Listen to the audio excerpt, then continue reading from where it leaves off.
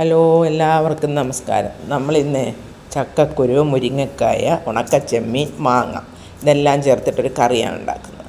അപ്പോൾ നമുക്ക് ആദ്യമായിട്ട് ചക്കക്കുരുവൊക്കെ ഒന്ന് വൃത്തിയാക്കിയെടുക്കാം. ചക്കക്കുരുവിൻ്റെ പുറത്തെ തൊലിയൊന്ന് കളഞ്ഞ് വെള്ളത്തിലിട്ട് ഇടുക. എന്നിട്ട് വീണ്ടും അതൊന്ന് ചിരണ്ടി, എല്ലാ കരിന്തൊലിയൊന്നും കളയേണ്ട കാര്യമില്ല. അത് ഇപ്പോൾ വിറ്റാമിൻ ഉണ്ട്, നല്ലതെന്നൊക്കെ അല്ലേ, ചക്കക്കുരുവിനല്ലേ ഭയങ്കര ഗുണം. അതുകൊണ്ട് അതൊന്നും കളയേണ്ട കാര്യമില്ല. എന്നാലും 1-2 കറി കറക്കാതിരിക്കാൻ ചിരണ്ടിയെടുക്കാം. ബാക്കിയുള്ളതെല്ലാം മുറിച്ചൊരു ചട്ടിയിലേക്ക് ഇട്ട് നമുക്കതൊന്ന് വേകാനായിട്ട് വെക്കാം. ആദ്യം ചക്കക്കുരുവിന് ഇച്ചിരി വെള്ളം ഒഴിച്ച് അത് മാത്രം വെച്ചൊന്ന് വേവിക്കാം. എന്താണെന്ന് വെച്ചാൽ ഉപ്പും മഞ്ഞളും ഒക്കെ ഇട്ടാൽ ഇച്ചിരി വേകാൻ പാടാണ്, താമസം വരും.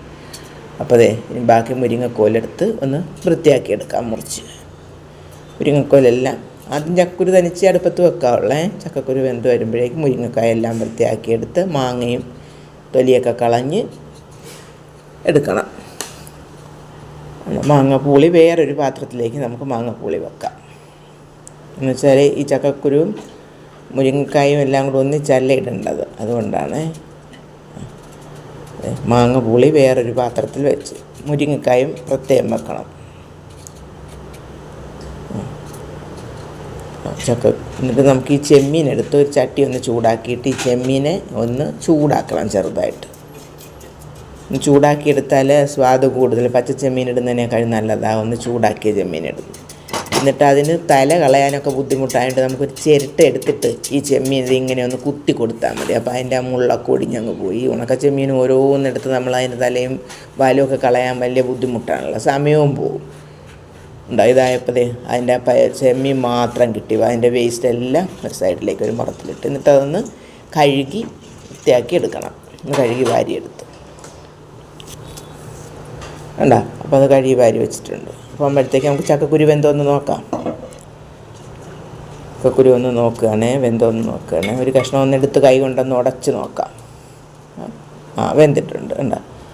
അപ്പോൾ നമുക്കിനി അതിനകത്തേക്ക് ഈ മുരിങ്ങക്കോലിട്ട് കൊടുക്കാം. ആ മുരിങ്ങക്കോല്, ഉണക്കച്ചെമ്മീൻ, പിന്നെ അതിൻ്റെ കൂടെ ഇത്തിരി മഞ്ഞൾപ്പൊടി, മുളക് പൊടി, ഉപ്പ്. നമ്മൾ ഇതുവരെ അതൊന്നും ഇട്ടിട്ടുണ്ടായിരുന്നില്ല. എല്ലാം ഇട്ട് പച്ചമുളക്, വേപ്പില ഇതും ഇട്ട് ഇത്തിരി വെള്ളവും കൂടി പോരായികയുണ്ട്. അപ്പോൾ ഇത്തിരി വെള്ളവും കൂടി നമ്മൾ അതിനൊഴിക്കണം. എന്നിട്ട് അടച്ച് വെച്ച് ഒന്ന് വേവിക്കണം. എന്നിട്ട് നമുക്ക് കുറച്ച് തേങ്ങ ഒരു ജാറിലേക്ക് എടുത്ത് തേങ്ങയും 2 ചുവന്നുള്ളി, ഇത്തിരി മഞ്ഞൾപ്പൊടി, ഇത്തിരി മുളക് പൊടി, ഇത്രയും വെള്ളം ഒഴിച്ച് നന്നായിട്ട് പേസ്റ്റ് പോലെ അരച്ചെടുക്കണം. വെള്ളവും കൂടി ഒഴിച്ച് അരച്ചെടുക്കുക. അപ്പോഴേക്ക് ഈ ചക്കക്കുരു മുരിങ്ങക്കോലും വെന്തിട്ടുണ്ട്. അതിനകത്തേക്ക് നമ്മളെല്ലാം പൂളി വെച്ചിരുന്ന മാങ്ങയില്ലേ, ആ മുരിങ്ങക്കോലൊന്ന് ഞെക്കി നോക്കുമ്പോൾ വെന്തിട്ടുണ്ട്. ആ മാങ്ങ എടുത്ത് ഇതിനകത്ത് ഇട്ട് കൊടുക്കുക. എന്നിട്ട് ഒന്നും കൂടെ ഒന്ന് അടച്ച് വെക്കണം. എന്താണെന്ന് വെച്ചാൽ മാങ്ങ ഒന്ന് വേകണമല്ലോ. അപ്പം തന്നെ മാങ്ങ വെന്ത് കഴിഞ്ഞപ്പോൾ തന്നെ നമ്മൾ തുറന്ന് നോക്കി ആ മാങ്ങ ഒന്ന് വേവായിട്ടുണ്ട്. കലങ്ങി പോകരുത്. കലങ്ങിയ കറി ഇങ്ങനെ കട്ട പോലെ ഇരിക്കും, അത് ടേസ്റ്റ് ഉണ്ടാവില്ല. വെന്ത അതിലേക്ക് നമ്മൾ ഈ അരപ്പൊഴിച്ച് കൊടുക്കണം. എന്തോ ആ അരപ്പ് അതിലേക്ക് ഒഴിച്ചിട്ട് ഇത്തിരി വെള്ളം ഒഴിച്ചൊന്ന് കഴുകി ഒഴിച്ചു കൊടുക്കണം. പക്ഷേ ഒരു കാര്യമുണ്ട്, നമ്മൾ ഇത് തിളപ്പിക്കരുത്. ഈ സാധനം നമ്മൾ ആ പച്ച മണം മാറുന്നവരെ ഇളക്കി ഒന്ന് ചൂടാക്കാനേ പാടുള്ളൂ. തേങ്ങ അരച്ച കറി തിളപ്പിക്കുമ്പോൾ അത് കുറുകിപ്പോൾ ഒരു പിരിപിരാന്നാവും. അപ്പോഴത്തേക്കൊരു പാൻ വെച്ച് വെളിച്ചെണ്ണ ഒഴിച്ച് കടുകിട്ട് പൊട്ടി ഉണക്കമുളക്, ഉള്ളി, കരിവേപ്പിലയൊക്കെ ഇട്ട് ഒന്ന് മൂപ്പിക്കുക. കടുക് താളിക്കുക. അതൊന്ന് മൂത്ത് നല്ല ടേസ്റ്റുള്ളൊരു കറിയാണേ. കരിവേപ്പിലയൊക്കെ ഇട്ട് മൂത്ത് വരുമ്പോൾ അതൊന്ന് മാറ്റിയിട്ട് നമ്മളൊരു പൊടിക്ക് മുളക് പൊടി, ഇത്തിരി കുളം മുളക് പൊടി ഇട്ട് കൊടുക്കണം. അതൊരു കളർ കിട്ടാനാണ് കറിക്ക്. എന്നിട്ട് നമുക്ക് ഈ കറിയിലേക്ക് അത് ചേർത്ത് കൊടുക്കാം. നല്ല അടിപൊളി കറിയാണ് കേട്ടോ. കണ്ട പെട്ടെന്ന് തന്നെ ഉണ്ടാക്കിയെടുക്കാം. ചക്കക്കുരു, മുരിങ്ങക്കോലും, മാങ്ങ, ഉണക്കച്ചെമ്മീൻ, അടിപൊളി കറി. നല്ല ചൂട് ചോറിൻ്റെ കൂടെ കഴിക്കാം.